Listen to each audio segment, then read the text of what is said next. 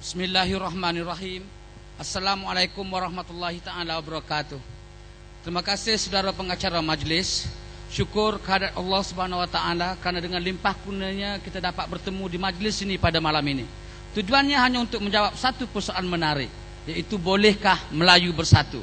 Jawapan kepada persoalan ini tentunya merupakan sesuatu yang sukar untuk kita jawab, kerana setiap orang daripada kita mempunyai pandangan yang berbeza dan hujah yang berbeza tentang hal ini. Saya sempat bertanyakan kawan di luar tadi tentang persoalan ini, dan katanya kepada saya untuk Melayu bersatu bukan sahaja sukar tetapi mustahil. Mengapa begitu sukar untuk Melayu bersatu? Bukankah di kalangan kita sesama bangsa dan agama banyak persamaan yang telah kita kongsi bersama? Kita sama-sama menentang kezaliman Israel, sama-sama mempertahankan Islam, sama-sama cinta kepada negara, dan banyak lagi persamaan lain. Namun persoalannya, mengapa apabila kita berbincang tentang Melayu, tentang politik, kita mempunyai pandangan yang begitu berbeza?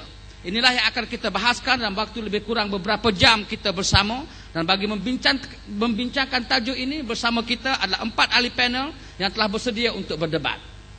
Sebelum memulakan wacana, saya bacakan terlebih dahulu peraturannya yang perlu diikuti oleh para panel dan hadirin yang hadir. Saya akan jemput setiap ahli panel untuk memberikan mukaddimah masing-masing selama 5 minit sahaja. Dan apabila masa cukup 4 minit, 2 loceng akan dibunyikan sebanyak 2 kali. Dan apabila cukup 5 minit, loceng akan dibunyikan sebanyak 3 kali. Dan selepas itu, ahli panel akan diminta untuk berhenti berucap. Dan sebelum saya mempersilakan ahli panel yang pertama, saya minta hadirin yang hadir supaya menutup telefon masing-masing. Baiklah, untuk sesi-sesi lain saya akan jelaskan peraturannya kemudian. Dan tanpa melengahkan masa lagi, saya dengan segala hormatnya mempersilakan pembicara pertama kita pada malam ini, yang berhormat Dr. Mujahid Yusof Rawa. Dengan segala hormatnya dipersilakan. Assalamualaikum warahmatullahi taala wabarakatuh. Saudara moderator dan seluruh ahli panel, para hadirin dan hadirat yang dirahmati Allah sekalian. Pertama, tajuk yang kita bentangkan pada malam ini untuk didiskusikan iaitu bolehkah Melayu bersatu. Seperti yang disebut, jawapan itu tidaklah semudah yang kita jangkakan. Kalaulah apa yang dikatakan itu mudah, sudah tentu kita tidak ada di sini pada malam ini.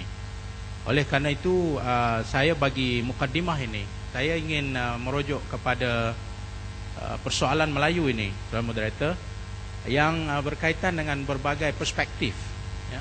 Apakah perbincangan kita tentang Melayu boleh bersatu itu dalam konteks politik, ataukah Melayu boleh bersatu dalam konteks emosi, sentimen, isu, ataukah Melayu boleh bersatu dalam konteks isu antarabangsa seperti Palestin dan sebagainya.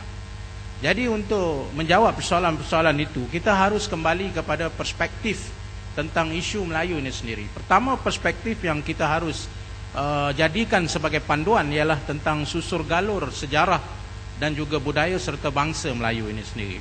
Yang ini perlu dijadikan rujukan kerana kita tidak mungkin berbicara tentang perpaduan kalau kita tidak rujuk kepada sejarah, kalau kita tidak rujuk pada susur galur etnik dan sebagainya. Yang keduanya ialah, saya kira parti saya selama ini konsisten dalam membicarakan tentang perpaduan, dalam membicarakan tentang umat Melayu.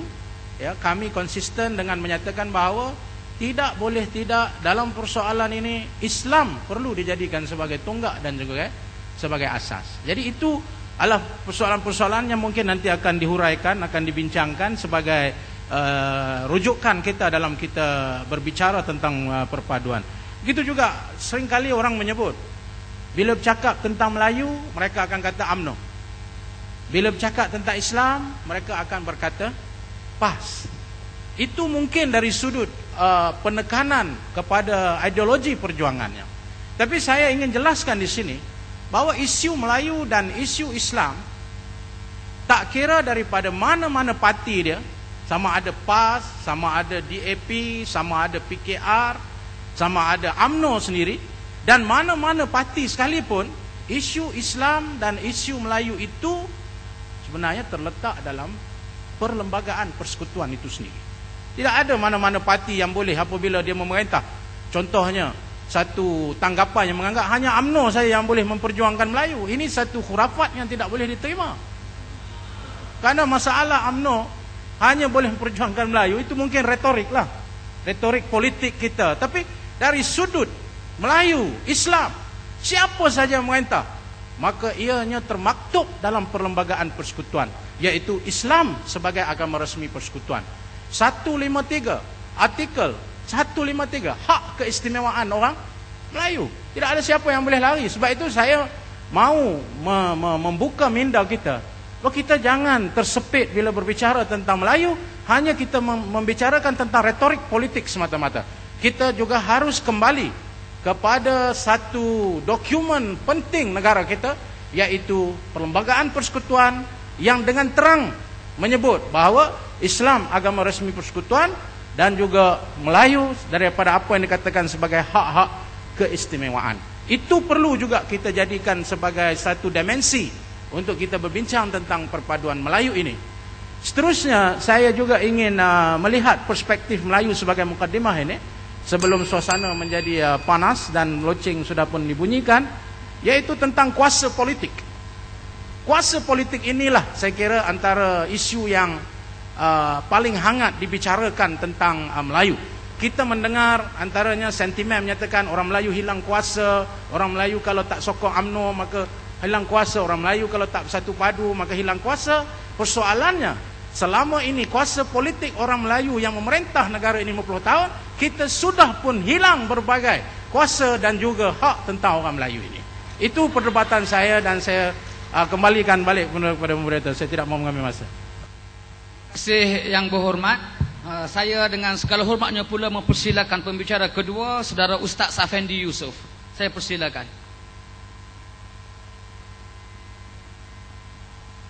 A'udzubillahi minasyaitonirrajim. Bismillahirrahmanirrahim. Assalamualaikum warahmatullahi taala wabarakatuh. Terima kasih moderator, rakan-rakan panel, tuan-tuan dan puan-puan yang dirahmati Allah sekalian. Tajuk yang diberikan pada malam ini, bolehkah Melayu bersatu? Jawapan saya, ya. Melayu boleh bersatu. Dan buktinya pernah Melayu ini berusaha untuk bersatu.